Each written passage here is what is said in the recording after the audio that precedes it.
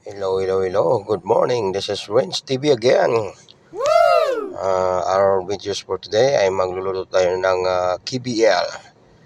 Meaning ng KBL ay kadyos, baboy, tsaka langka. So, Wow! ayan. First of all, ayan, bagong lahat. Magayat muna tayo ng ingredients. Sibuyas, tsaka bawang. Ayan. Ready for preparation. Ayan, kanyang ingredients, gulay na may Chinese cabbage. Okay. Ayan na, hinugasan na. At nilagay sa tabi. Okay, ginayat na rin yung langka for preparation. Okay. Ayan na. Okay. Ayan na, kinamay na ni Insan. Mikos-mikos style. Alright. Alright mga guys. Manood lang kayo sa aking vlog or video sa pagluluto. Ang sa ganun ay may idea kayo kung anong ulamin sa tanghali. Alright. This is Renz TV nagbabalik sa pagluluto. Okay. Right, yan na. Ginisa ko na yung sibuyas at bawang guys. Okay. Ayan, gisa-gisa. Tapos, hulog na yung baboy. Okay, gisa na rin yung baboy. Para magtanggal lang siya. Gisa-gisa. Okay. Alright, ayan na. Lagyan ng asin para lalong lumasa. Okay, takpan mo na. Balikan after 1 hour. Okay, ayan na. Lagyan na ng sabaw at kumukulo-kulo na. Okay guys. Wow, nilagyan na ng ingredients na batuan. Tinatawag na there's a lot of fruits in the Philippines but batuan is the best. Alright. Okay. Tinakpan uli. Okay, binuksan na. Tinignan uli. Tinikman kung tumalaba yung alat. Okay, tinikman uli kung lumambot na yung baboy. Okay, ganyan lang guys. Pagluluto ng KBL. Pananghalian.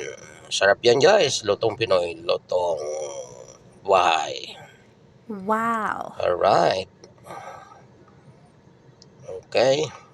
Next na ingredient, hulog ay yung langka. Okay. Sabay-sabay na yan, baboy tsaka langka para mabilis lumambot yung langka dahil medyo matigas-tigas yan. Kaya pwede nang isabay yung baboy tsaka langka. Lambot. Alright, tinakpan uli. Malikan after 5 minutes. 2 hours later. Okay, binuksan na. Ilagay yung ingredients na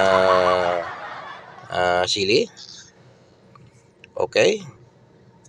Kasunod yung kadyos. Nilunod na rin yung kadyos. Okay. So, halo-halo para mabilis maglambot yung mga ingredients na hinulog natin. Okay. Okay, nilagyan ng pampasim original, magic sarap or sinigang mix. Okay, takpan ulit, balikan after 5 minutes. Okay, yan na. Okay. Tinubukan natin kung lumambot na yung langka, medyo matigas pa, so balik ulit. Okay, lagyan na ng bitsin, tinimplahan na para okay, tinakpan na, balikan ulit ng after 5 minutes. Okay, ayan na. Okay, tinikman ulit ang lasa. Okay, ayos na, luto na. Ayaw, sige pagwapo, sige gluto. Okay na, muna kuya, okay na.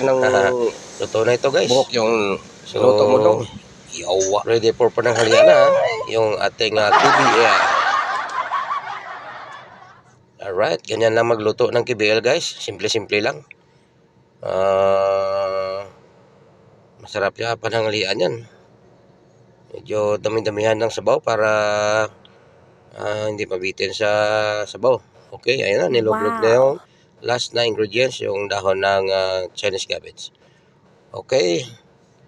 Okay, ito na, luto na. Alright, ito na yung ating finished product guys. KBL, pananghalian. Okay. Okay, sana may nakuha kayo sa aking video. Thank you for watching sa aking video ngayong umaga. At maraming salamat. Sana may napulot kayo na idea sa aking mga video na to. Bye-bye.